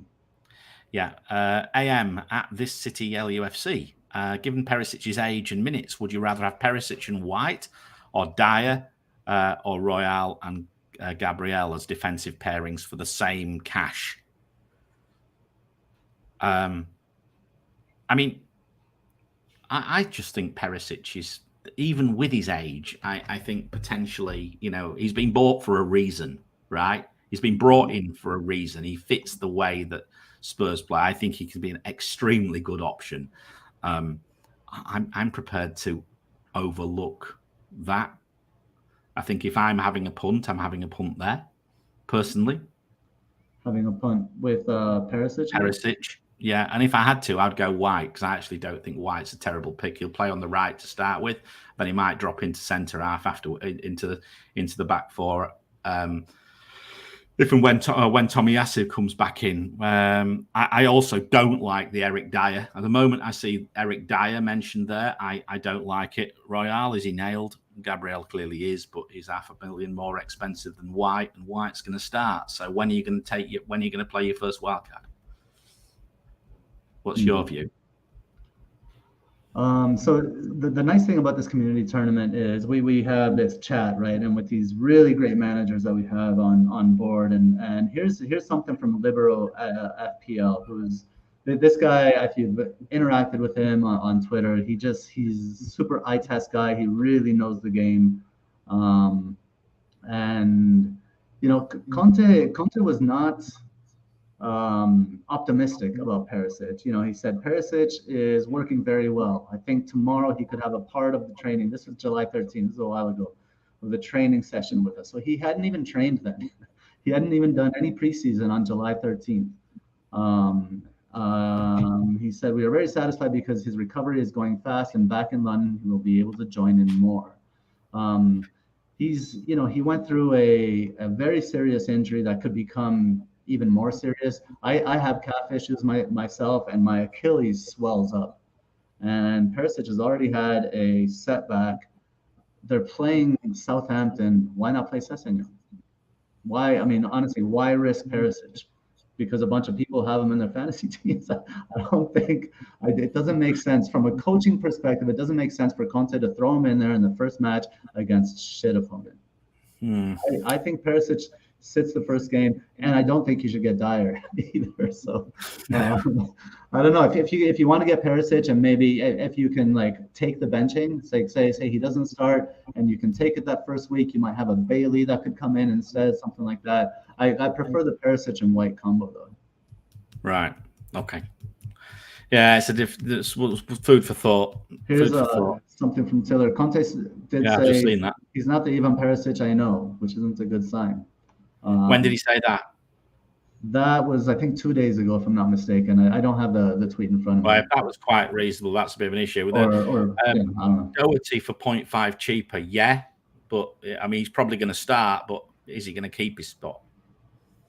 I mean, Doherty's on the other side, right? So, you know, it'll be, yeah, he doesn't have much competition, right? Yeah, true. It'll be Doherty and Sessegnon to start, or Perisic if I'm wrong. I don't know. It just worries me. Doherty. It seems so risky, but I think he could be good, especially game week 1. I think Doherty could be a nice pick. And William at FPL, how many picks facing rotation early substitutes and losing their places within a few weeks do you think you can afford to start with, like Doherty, Perisic, Walker, Bailey, and everything else? Oh, we're back on this conversation again. Everyone we've been talking about. I think if you're taking a punt, you've just got to make sure you cover it on the bench. That's the way I would probably take it. I've no objection to taking a couple of punts, but probably not too many than a couple. What about you? Yeah, I think, you know, maybe I don't see Bailey as such a punt. So if at least initially, not in game week 1. But yeah, I think 1 or 2, no more than 2. Yeah. Okay. All right. What questions have we got in the chat? Okay, I'll bring. There we go. From Tiller BM, he says, I'm thinking changing Zinchenko for Doherty. Any opinions on this? I'll keep Zinchenko. I mean, look, I would want an Arsenal defender.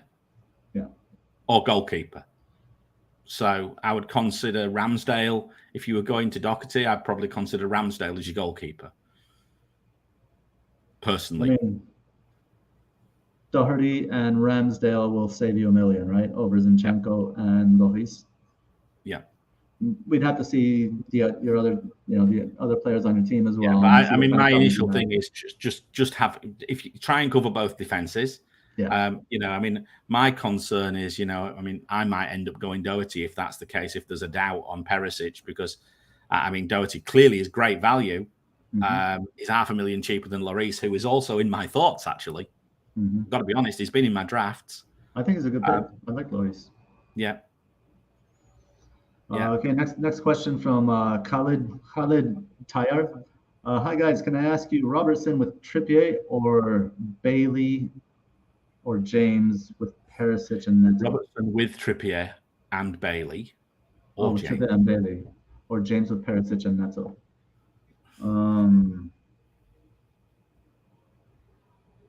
Robertson with Trippier and Bailey for me.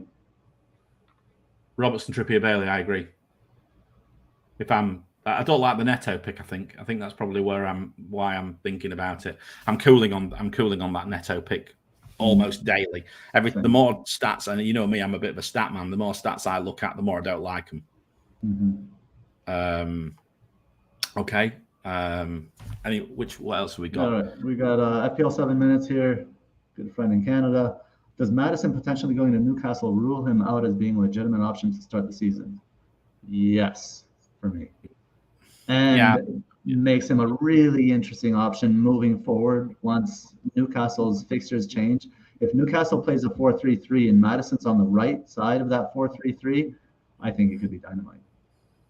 Yeah. All right. So we've got some more questions.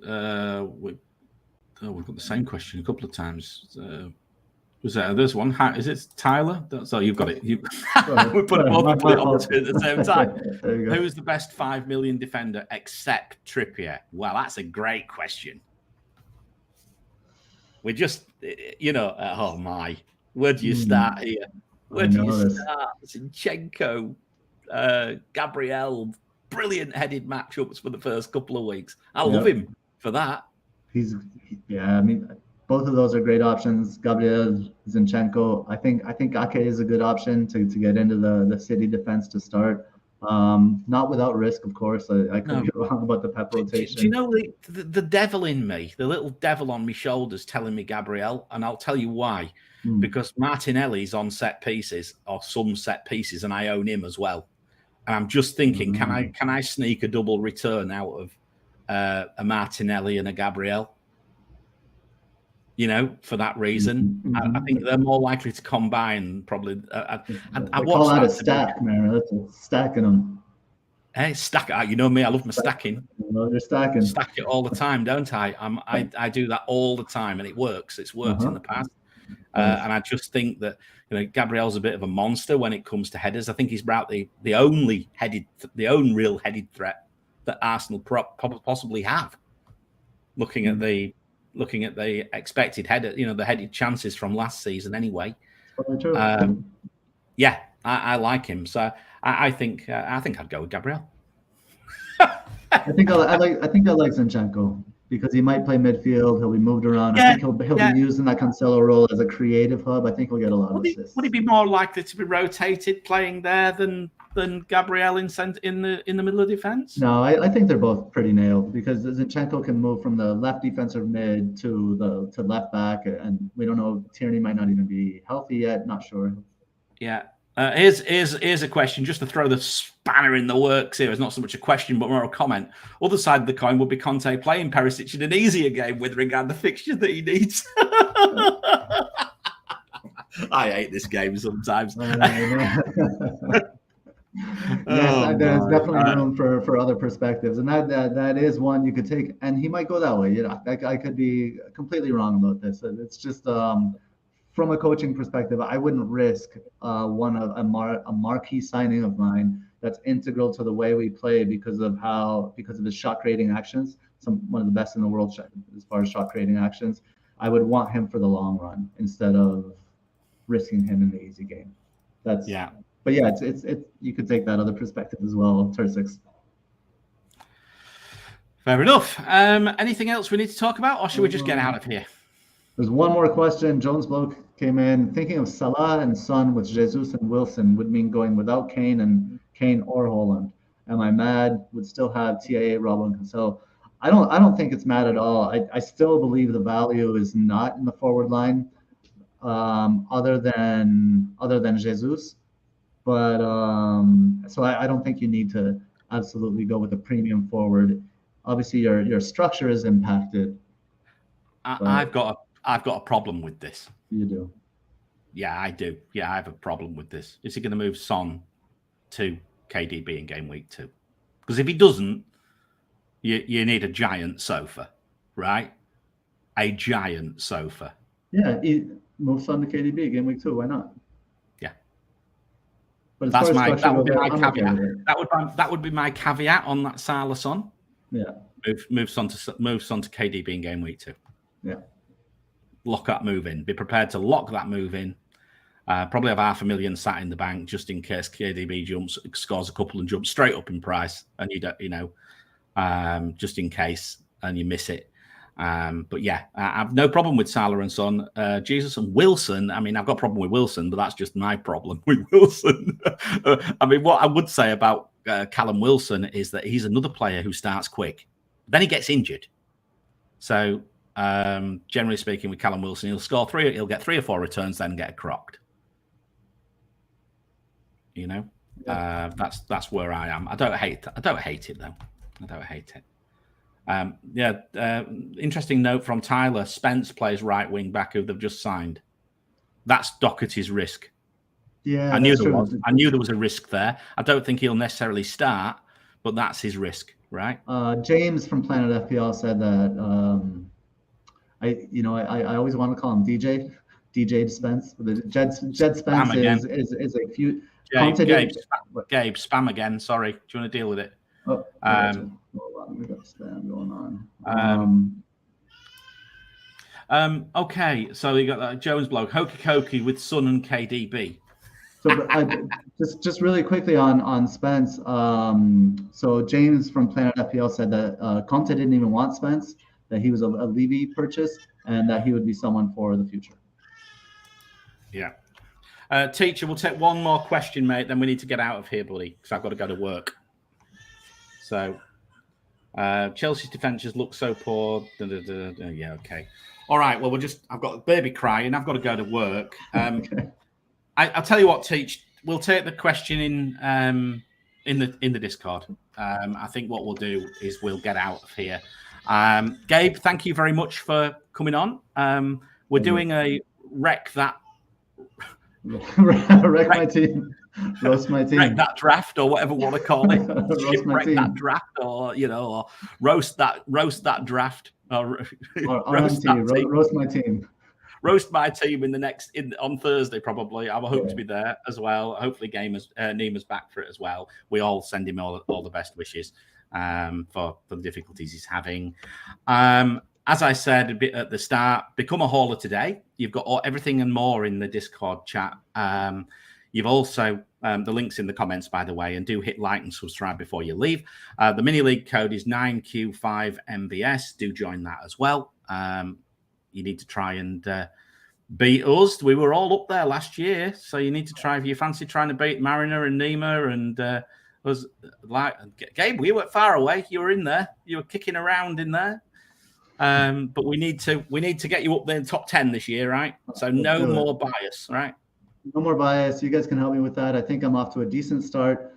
Just really quickly, I'd also like to. I put out my first thread in a really long time. It's been I had to stop writing for a while, just personal reasons. It's been a difficult year. So go check it out. It's 17 teams, just matchups analysis of all 17 teams in kind of visual form, with NetxG in there for the ones that are applicable. And stay tuned for the matchups thread. Hopefully every single game week this week with an image of every single matchup. And we'll be covering it here on the matchups show, of course. Perfect. All right, then. I think little else to say, but we'll see you later in the week, haulers. And till then, happy tinkering. All right. All the best, guys. See you. Bye-bye.